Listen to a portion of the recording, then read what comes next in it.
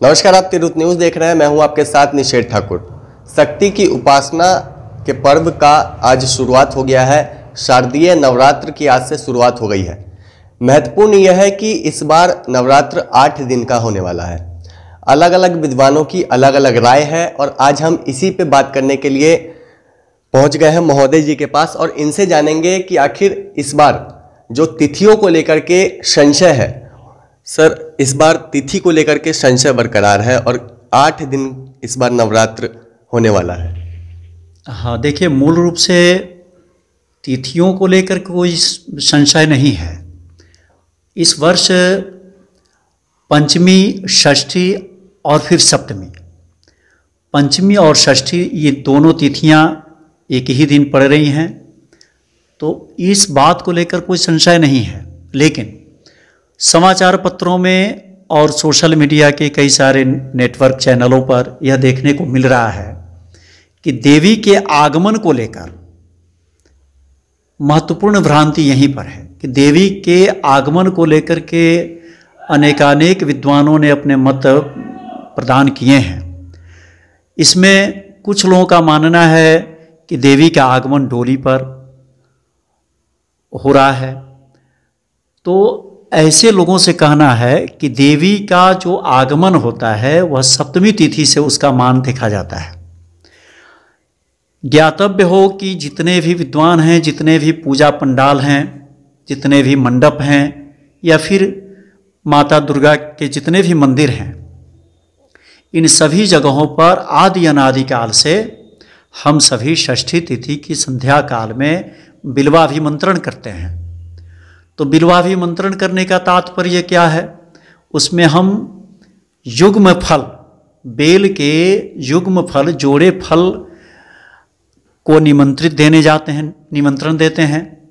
इसका मतलब यह है कि उस युग्म फल में जो एक साथ जुड़ा हुआ, तो उस युग्म फल में शिव और भवानी, शिव और शिवा का वास हम मानते हैं, ऐसा शास्त्रकारों ने कहा है। तो हम उनको लेकर के अपने पूजा पंडाल में सप्तमी तिथि को आते हैं।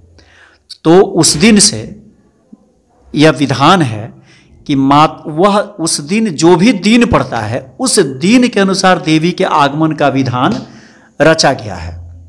तो सप्तमी तिथि को हम ये देखेंगे कि उस दिन कौन सा है, तब हम उसके सूत्र के अनुसार निर्धारित करेंगे। इस वर्ष क्या है कि इस वर्ष देवी का आगमन सप्तमी तिथि को दिन के अनुसार तुरंग पर हो रहा है, घोड़ा पर हो रहा है। लेकिन सप्तमी तिथि को ही हम देवी के आगमन को क्यों मान्यता देते हैं? क्योंकि उस दिन जो है हम जुलूस के साथ, ढोल बाजे गाजे के साथ हम जाकर के देवी को लेकर आते हैं।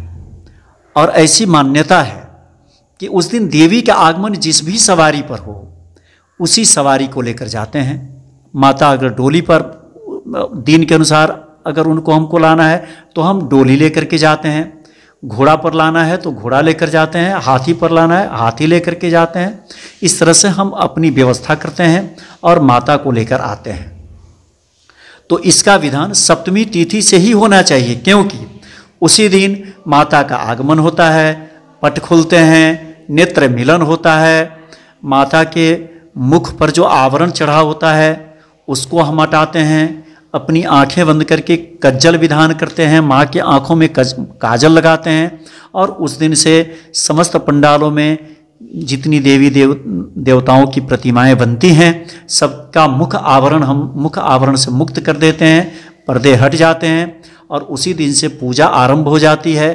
पुनः एक बात और विचारणीय है कि हम जो नवपत्रिका प्रवेश जो कराते हैं वह भी सप्तमी तिथि को ही कराते हैं। इसलिए माता के आगमन का विधान जो होना चाहिए वह सप्तमी तिथि को ही होना चाहिए, उसको प्रथमा तिथि से नहीं करना चाहिए। क्योंकि प्रथमा तिथि से माता के केवल हम दर्शन करते हैं, जैसे शैलपुत्री, ब्रह्मचारिणी, चंद्रघंटा, कुष्मांडा आदि देवियों का हम केवल दर्शन स्मरण करते हैं, लेकिन उनका साक्षात पूजन जो हम करते हैं वह सप्तमी तिथि से करते हैं।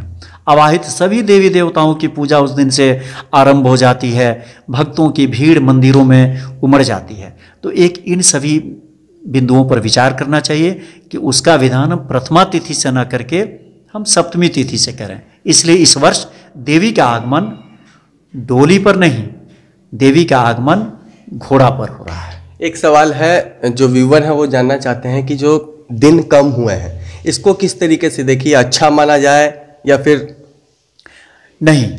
यह तो खगोलीय घटनाक्रम है, यह किसी के वश की बात तो है नहीं। लेकिन 8 दिनों का नवरात्र होने से इस नवरात्र के समस्त विधान संपन्न हो जा रहे हैं, उसमें कोई चीज़ बाकी नहीं रहा है। जैसे मान लीजिए कि हमको नवपत्रिका प्रवेश कराना है, तो इसमें विधान है कि जिस तिथि में भगवान भास्कर का उदय होता है तो उदित तिथि को ही हम पूरे दिन रात को मान लेते हैं। तो इसलिए इसमें अगर 8 दिन का है तो पूजा में कहीं कोई विघ्न बाधा नहीं है। हम निशा पूजा भी करेंगे, एकदम रात्रि काल तक उसका समय है। मध्य रात्रि में उसका पूजा हम करेंगे, क्योंकि अष्टमी उपरांत नवमी, फिर इसमें नक्षत्रों का भी मान होता है। तो नक्षत्र भी ऐसे नहीं पड़ रहे हैं जिससे हमारे पूजा पाठ में कोई विधान हो। इसलिए पूर्ण फलदायी और समस्त मनोकामनाओं को पूर्ण करने में इस वर्ष का जो नवरात्र है वह पर्याप्त है। मुहूर्त की बात करें, मुहूर्त क्या है, सही जो मुहूर्त है? नहीं, मुहूर्त जैसे हम आपको बतलाते हैं, आप स्पष्ट विधान है कि पंचमी उपरांत षष्ठी तिथि है। तो इस षष्ठी तिथि को जो 11 अक्टूबर को हो रहा है, तो इसमें ज्येष्ठा उपरांत मूल नक्षत्र आ रहा है। ज्येष्ठा के बाद मूल आ जा रहा है, तो ज्येष्ठा उपरांत मूल नक्षत्र में हम बिल्वाभिमंत्रण करते हैं, तो उसका एकदम उपयुक्त मुहूर्त उसमें आ रहा है। फिर मूल नक्षत्र जो है औदयिक काल से है सप्तमी तिथि को, और दिन के 4:14 तक है महावीर पंचांग के अनुसार। तो उस दिन जो है हम पत्रिका प्रवेश करा रहे हैं, स्पष्ट यहाँ पर। फिर पूजा पंडाल देवी स्थापन, उस दिन पूजा पंडाल में देवी की स्थापना होती है, इसीलिए उस सप्तमी तिथि को स्थापना हो रही है। इसलिए आगमनम तुरंग में, इसलिए उनका घोड़ा पर आगमन हो रहा है। और अष्टमी तिथि को, अष्टमी उपरांत नवमी हो तो उसमें हम निशा पूजा करते हैं। तो अष्टमी तिथि स्पष्ट रूप से रात के 11:42 तक है, तो हम 11 बजे आरंभ कर देंगे, 1 बजे तक करेंगे। मध्य रात्रि में ही निशा पूजा होती है। उस दिन जितने भी तंत्र विधान साधना करने वाले ब्राह्मण हैं उस दिन अपनी साधना करते हैं। अन्य भक्त भी श्मशानों में, मंदिरों में, पर्वत की गुफाओं में, जंगलों में जिनको सिद्धि करनी है वो लोग उस रात्रि सिद्धि करेंगे। उसके लिए पर्याप्त मुहूर्त बच रहा है।